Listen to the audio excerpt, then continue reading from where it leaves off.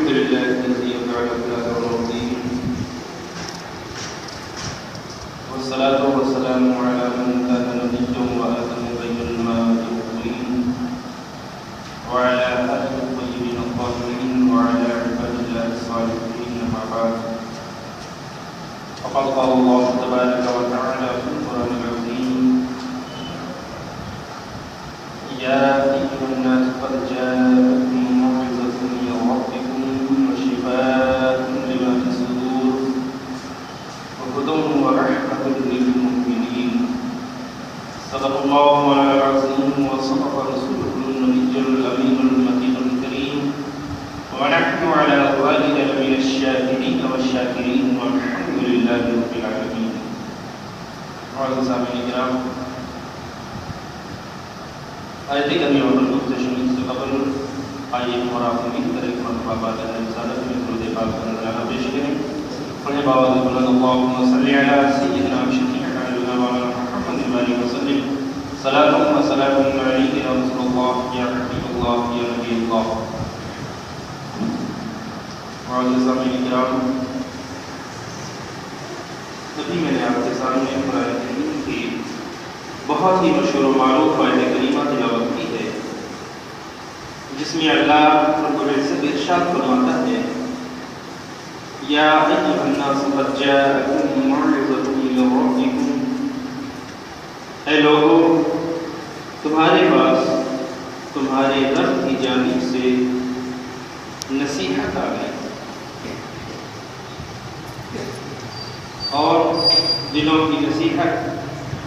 ہدایت اور رحمت مومنوں کے لیے. اس آیت کریمہ میں اللہ نے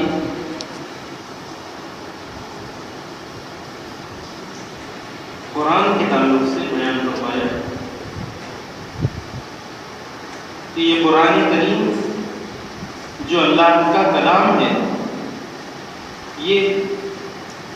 ہدایت بھی ہے، رحمت بھی ہے، نصیحت بھی ہے. کس کے لیے؟ مومنوں کے لیے. ہدایت ہے تو مومنوں کے لیے. قرآن کریم نصیحت ہے تو مومنوں کے لیے، اور رحمت ہے یہ مومنوں کے لیے. کافروں کے لیے تضل به کثیرا ویہدی به کثیرا. اسی قرآن کریم کے ذریعہ بہتوں کو گمراہ کر دیا گیا. قرآن کریم کفر اور ایمان کی ایک کسوٹی ہے کہ اسی قرآن کریم کے ذریعہ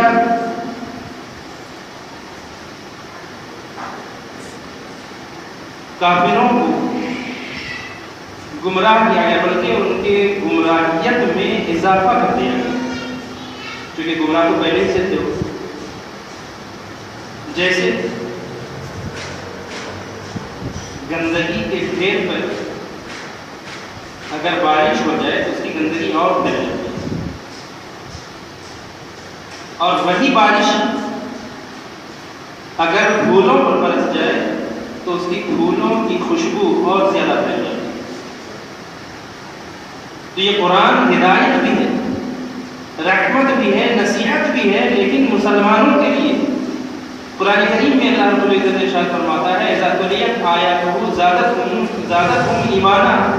کہ جب یہی قرآن کریم ایمان والوں پر پڑھا جاتا ہے، تلاوت کی جاتی ہے، تو اس کے ایمان میں ترقی ہوتی ہے،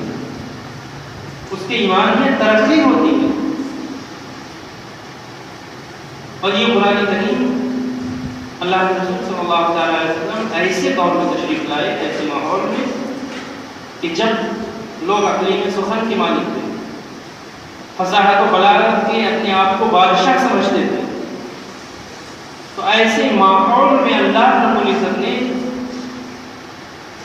اپنے محبوب سرور کائنات صلی اللہ علیہ وسلم کو ایک ایسی کامل اور اکمل کتاب یعنی قرآن کریم نازل فرمایا، عطا فرمایا کہ جس کی فصاحت و بلاغت کے سامنے اپنے آپ کو فصاحت کے بادشاہ سمجھنے والے یہ بھی کہنے پر مجبور ہو گئے کہ ان کے آگے یوں ہیں دبے کچے فصاح عرب کے بڑے بڑے، کوئی جانے منہ میں زبان نہیں بلکہ جس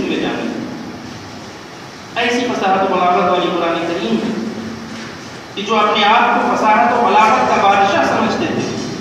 شعر و سخن کا اپنے آپ کو بادشاہ سمجھتے تھے، لیکن قرآن کریم کی فصاحت و بلاغت کے سامنے اپنے آپ کو عاجز اور بے کس سمجھنے لگے، یہ کہنے پر مجبور ہو گئے کہ تیرے آگے یوں ہی دبے رچے، اللہ فرماتے ہیں کہ تیرے آگے یوں ہی دبے رچے فصحا عرب کے بڑے بڑے، کوئی جانے منہ میں زبان ہی نہیں ان کے جسم میں جانے کا۔ تو یہ اسی قرآن کریم ہے، یہ اللہ کا مقدس کلام ہے کہ لوگوں نے جب دیکھا کہ قرآن کریم اپنی فصاحت و بلاغت کے ذریعہ، اپنی اعجاز کے ذریعہ لوگوں کے دلوں کو متاثر کر رہی ہے، اسلام کی بدن پھیلتا جا رہا ہے، تو کفاروں نے اس کو حتی المقدور روکنے کی کوشش کی تاکہ قرآن کریم کو لوگ اللہ کا کلام نہ مانیں، طرح طرح کے شکوک و شبہات پیدا کرنے لگے۔ کہیں پر کہا یہ اللہ کا کلام نہیں ہے، کہیں یہ کہا کہ یہ تو قصے اور جادوؤں کی کتاب ہے، قصے اور کہانی کی کتاب ہے، کہیں پر کہا نہیں کہ اللہ کا کلام نہیں بلکہ محمد صلی اللہ علیہ وسلم نے اپنی جانب سے بنا دیا ہے۔ طرح طرح کے شکوک و شبہات پیدا کرنے لگے تاکہ لوگ قرآن کے قریب نہ جائیں، اللہ اور اس کے رسول پر ایمان نہ لائیں۔ لیکن حضرات محترم، یہ قرآن کریم کا اعجاز ہے کہ جب جب لوگوں نے قرآن کریم کے خلاف آواز اٹھائی، قرآن کریم پر اعتراض کیا، تو اللہ تبارک و تعالیٰ نے فوراً ہی ایک چیلنج کر دیا لوگوں کو کہ لوگوں محبوب آپ فرما دو لوگوں سے، یہ چیلنج کر دو۔ اور ایسا نہیں کہ صرف ایک لوگوں کے لیے، اور ایسا نہیں کہ کسی خاص زمانے کے لیے، قرآن کریم کا چیلنج آج بھی موجود ہے اور آج بھی باقی ہے۔ اللہ نے فرمایا محبوب آپ اعلان کر دو کہ وَإِن كُنتُمْ فِي رَيْبٍ مِّمَّا نَزَّلْنَا عَلَىٰ عَبْدِنَا، کہ اگر تمہیں شک ہے اس میں جو ہم نے اپنے بندے خاص پر نازل کیا، یعنی سرکار دو عالم صلی اللہ علیہ وسلم پر، یعنی قرآن کریم کے تعلق سے اگر تمہارے دل میں شکوک و شبہات ہیں کہ یہ اللہ کا کلام نہیں ہے،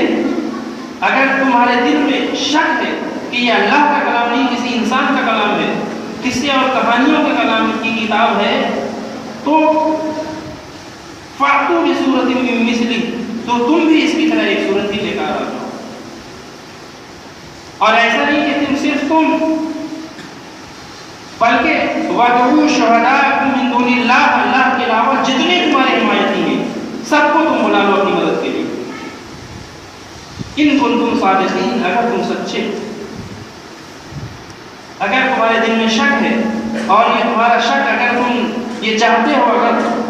تم یہ گمان کرتے ہو، یہ سوچتے ہو کہ ہمارا شک صحیح ہے، یہ قرآن اللہ کا کلام نہیں ہے، تو تم بھی قرآن کی طرح ایک سورت لا کر بتا دو، اور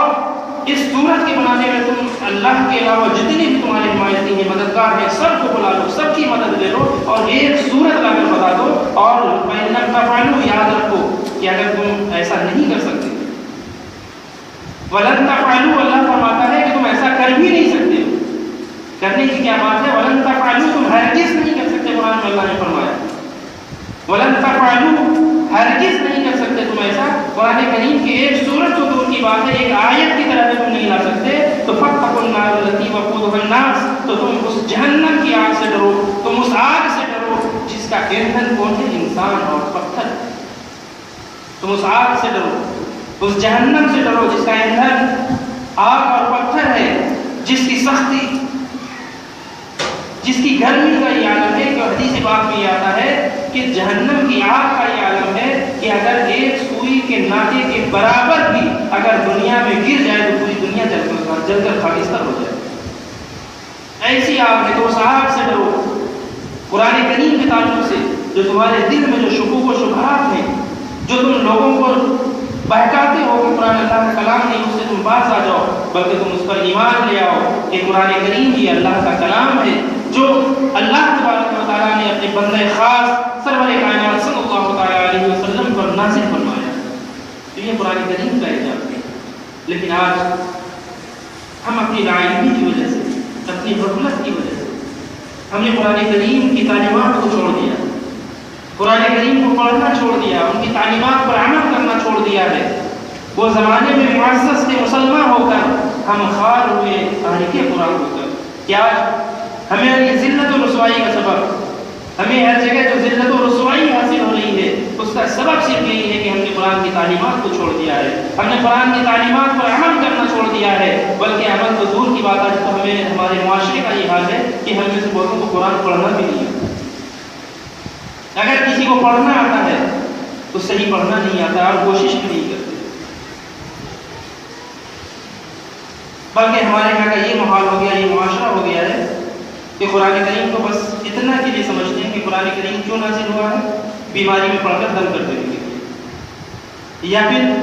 برکت کے لیے اس کے گھر میں تاکوں سجانے کے لیے، اور اگر زیادہ بڑھ جائے تو اگر کسی کا انتقال ہو جائے تو سورہ یاسین کی تلاوت کرنے کے لیے، بس ہم صرف اتنا سمجھتے ہیں۔ جبکہ قرآن کریم اللہ فرماتا ہے کہ موعظۃ من ربکم، کہ قرآن کریم تمہارے رب کی جانب سے نصیحت ہے تمہارے لیے، ھدی و رحمۃ للمؤمنین، کہ قرآن کریم تمہارے لیے یعنی مومنوں کے لیے ہدایت بھی ہے، رحمت بھی ہے، تم اس سے ہدایت حاصل کرو، اس سے رحمت حاصل کرو۔ یہ کب ہوگی؟ جب تم قرآن کریم کی تلاوت کرو گے، جب تم قرآن کریم کو پڑھو گے، اور جب تمہیں یہ معلوم ہوگا کہ قرآن کریم کی تعلیمات کیا ہے، قرآن کریم کی تعلیمات کیا ہے، اور تعلیمات کب تمہیں حاصل ہوگی؟ جب تم قرآن کریم کو پڑھو گے، جب تمہیں قرآن کریم پڑھنا آئے گا۔ آج ہم 11ویں شریف مناتے ہیں، غوث اعظم کے ماننے والے کہلاتے ہیں۔ کیا آپ کو پتا ہے کہ وہی پیران پیر جس کے آج ہم 11ویں کرتے ہیں، جس کی محبت کا ہم دم بھرتے ہیں، دعویٰ کرتے ہیں کہ ہم غوث اعظم کے ماننے والے ہیں، پیران پیر کے ماننے والے ہیں، کیا اس کی تعلیمات آپ کو معلوم ہے کہ غوث اعظم وہی پیران پیر 6 سال کی عمر میں اپنی والدہ سے، اپنے گھر والوں سے رخصت ہوتے ہوئے اجازت لیتے ہیں؟ کیوں؟ صرف علم دین حاصل کرنے کے لیے، علم دین حاصل کرنے کے لیے اپنے گھر بار کو چھوڑ دیا، سب کو چھوڑ دیا، اور علم دین حاصل کرنے کے لیے بغداد کا سفر کیا، اور نہ جانے کتنی مشقتیں برداشت کی، کتنی تکلیفوں کا سامنا کیا علم دین حاصل کرنے کے لیے۔ آپ کو واقعہ مشہور ہے پیران پیر کا کہ جب سفر کے لیے جا رہے تھے تو ڈاکوؤں نے گھیر لیا تھا۔ یہ ہمارے لیے مشعل راہ ہے کہ ہم پیران پیر کے ماننے والے ہیں، تو ہماری یہ ذمہ داری ہوتی ہے کہ ہم ان کے نقش قدم پر چلیں، ان کی تعلیمات کو دیکھیں کہ انہوں نے اپنی زندگی کو کیسے گزارا ہے۔ ہم غوث اعظم کے ماننے والے کہلاتے ہیں، ہم 11ویں مناتے ہیں، کیا غوث اعظم قرآن کریم کی تعلیمات حاصل نہیں کیا؟ آج ہمارا یہ ماحول ہے کہ ہمیں قرآن پڑھنا نہیں آتا ہے، ہمیں سے جو کچھ لوگ ہیں جو قرآن پڑھتے ہیں لیکن صحیح نہیں پڑھتے، خود بھی نہیں پڑھتے، اپنے بچوں کو بھی نہیں پڑھاتے قرآن، جبکہ اللہ کے رسول نے حدیث پاک میں ارشاد فرمایا خیرکم من تعلم القرآن وعلمہ، کہ تم میں سے بہترین آدمی وہ ہے جس نے قرآن کریم کو سیکھا اور دوسروں کو سکھایا۔ قرآن کریم پڑھنے والا، پڑھانے والا تم میں سے بہترین شخص ہے۔ اور جس دل میں، حضرت عبداللہ بن عباس رضی اللہ تعالیٰ عنہ فرماتے ہیں کہ جس دل میں قرآن کریم نہیں ہوتی ہے وہ دل ویران گھر کی طرح ہے،